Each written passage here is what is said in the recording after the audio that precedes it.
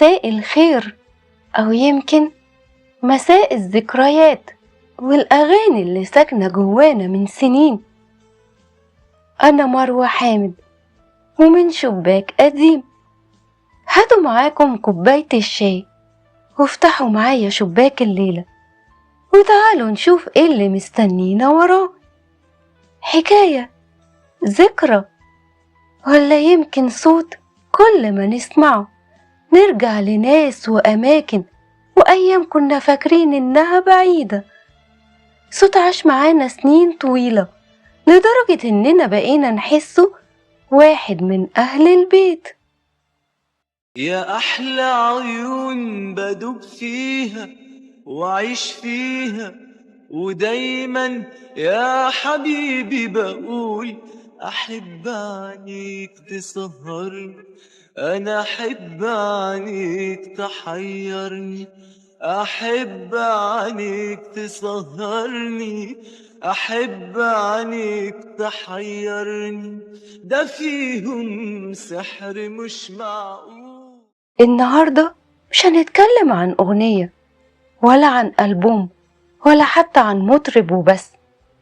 النهاردة هنتكلم عن إحساس غريب جدا بيحصل لكتير من الناس أول ما يسمعوا صوت واحد بس، صوت الفنان الخلوق الجميل صاحب أجمل ضحكة، الفنان هاني شاكر. الله يرحمه ويسعده ويجعل معاملته الجميلة مع كل الناس اللي يعرفهم واللي ما يعرفهمش في ميزان حسناته. ماذا تقول لهاني شاكر بصدق، شيء لم نسمعه من قبل؟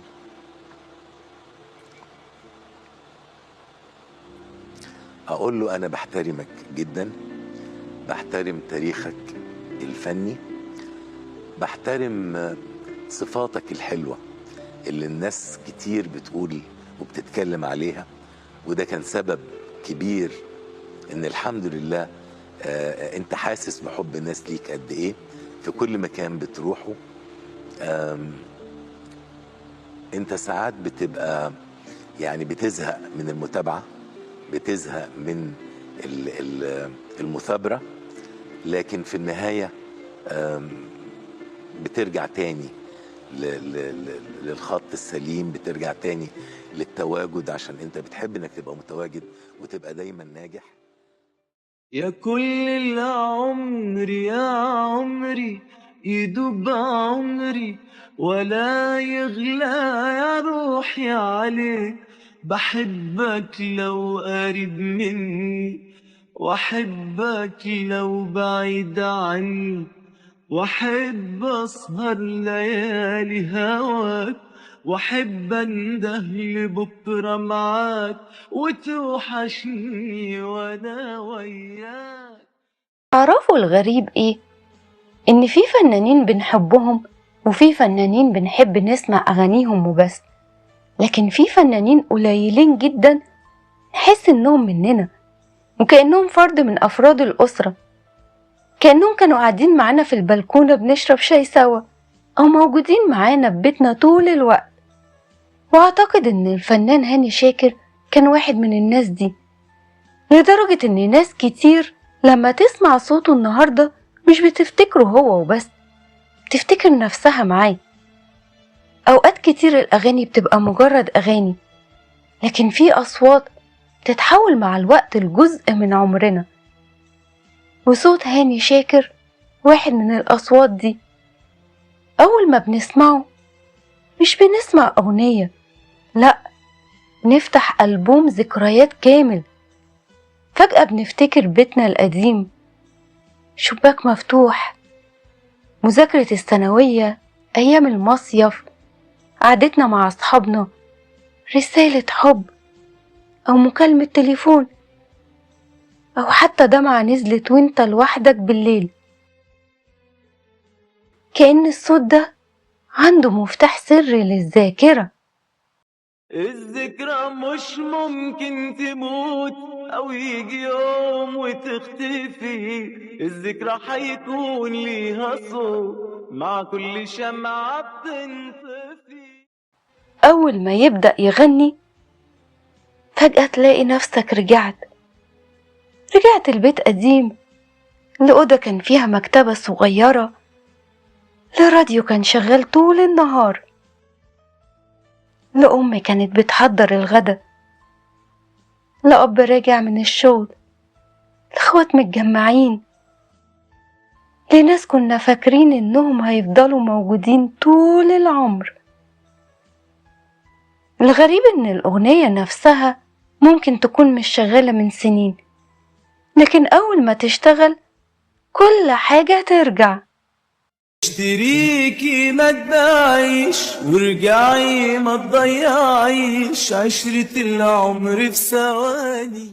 في ناس كل ما تسمع هاني شاكر تفتكر أول حب، أول جواب، أول مكالمة، أول مرة قلبها دق،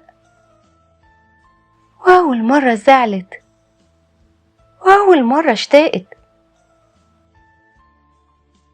وفي ناس كل قصة حب عاشتها كان في أغنية لهاني شاكر واقفة في الخلفية. حكاية كل عاشق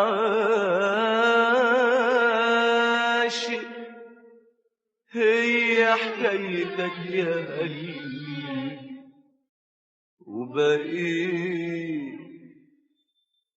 وبقيت انت الحكاية.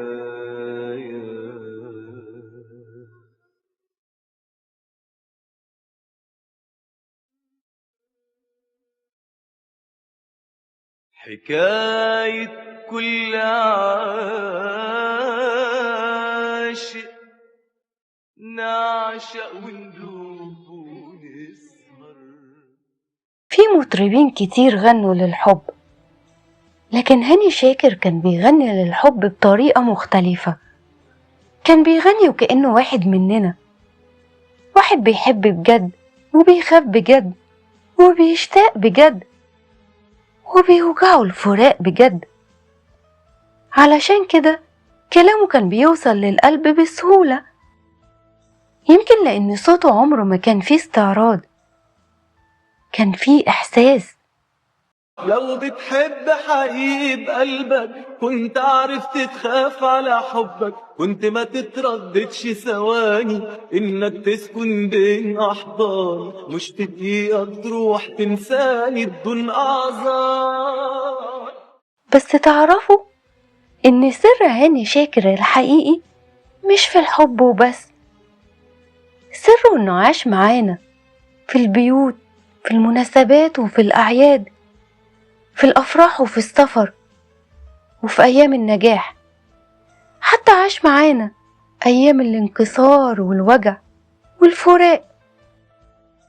علشان كده لما بنسمعه النهاردة احنا مش بنسمع مطرب وبس، احنا بنسمع جزء من عمرنا.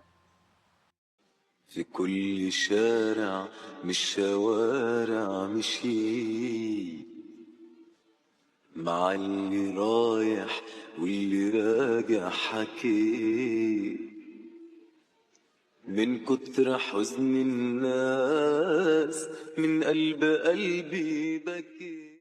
في ناس كتير أول قصة حب في حياتها كانت أغاني هاني شاكر موجودة فيها، وفي ناس اتجوزت على أغانيه، وفي ناس ودعت أحبابها على أغانيه، وفي ناس نجحت وكانت أغانيه بتشتغل في الخلفية، وفي ناس للأسف ما نجحتش في حبهم ولا في دراستهم، وكانت أغانيه هي اللي بتمسح دموعهم. علي الضحكة يا علي هي في سمايا هي يم الضحكة يا حكاية جاية الأيام ويايا، شمسك راح تسكن بالليل وعلي. الغريب إن كل جيل له هاني شاكر الخاص بيه، في اللي يفتكره مع الكاسيت، واللي يفتكره مع الراديو، واللي يفتكره مع حفلات التلفزيون زمان، وفي اللي يفتكره مع التليفون الأرضي. والله التليفون الأرضي لما كان حد يتصل ويحط سماعة التليفون جنب الكاسيت ويشغل أغنية. وكتير جدا من الأغاني دي كانت لهاني شاكر. ناس كتير يمكن ما قالتش كلمة بحبك، لكن أغنية كاملة قالتها بدلهم. يا ريتني قابلتك قبل ما اقابل حد، يا ريت مشوار عمرنا يتمد، يا ريتني عرفتك من زمان من زمان من زمان.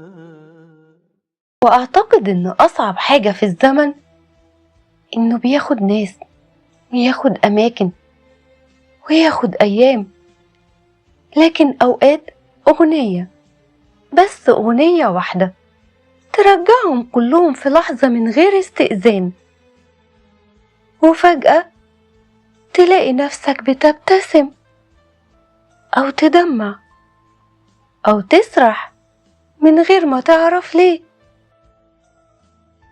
والأجمل إن الإحساس ده مش موجود في مصر بس أو مع المصريين وبس، ده موجود مع ناس كتير في بلاد تانية كتير بيحبوا الفنان هاني شاكر.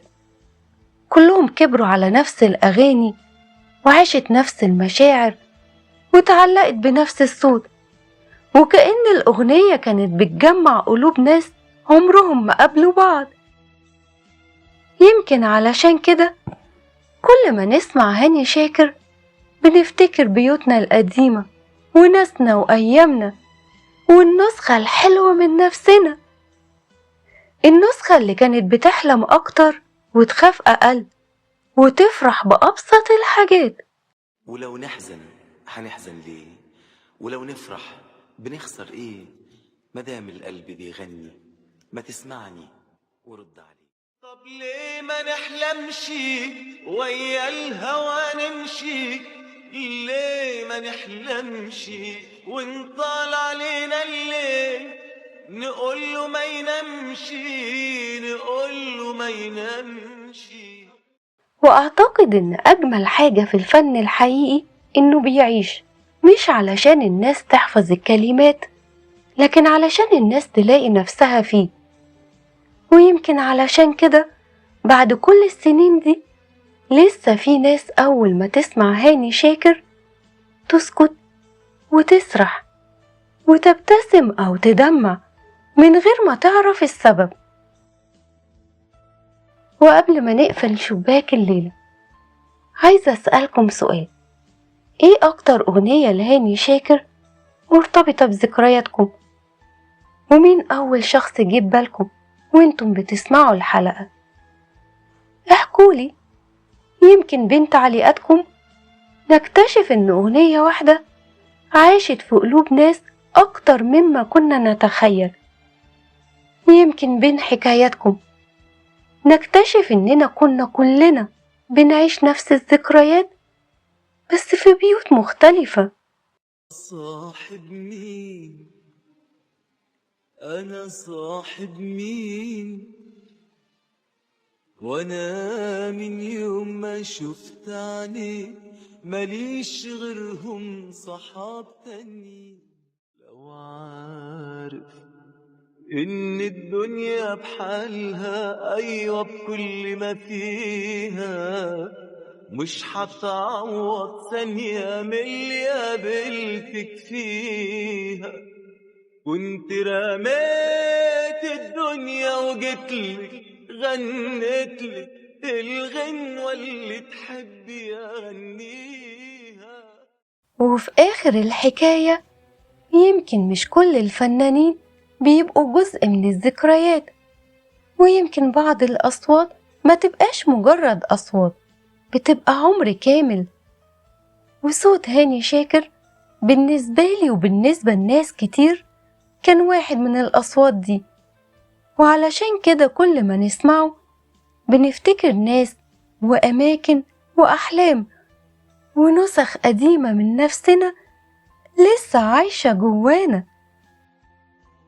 كنت معاكم مروة حامد ومن شباك قديم، وخليكم دايما فاكرين إن أجمل الأغاني مش اللي سمعناها بودنا، لكن اللي عاشت في قلوبنا. تصبحوا على ذكرى حلوة وصوت قديم يرجع لكم فجأة من غير ميعاد. اتمنى الناس تبقى فاكراني بالخير بعد ما امشي من وسطيهم، وهم بعد عمر يجمعوا طويل إن شاء الله. كل اللي بيحبوه عني، كل اللي بيحبوا يسمعوه عني، كل اللي بيحبوا يقروه عني، كل الاغاني اللي انا سبتها دي، يعني هم يقولوا سيرة ذاتية. ولا ألف صرخة ألم ولا ألف دمعة ندم، وقت الفراق اتحسم وبدنا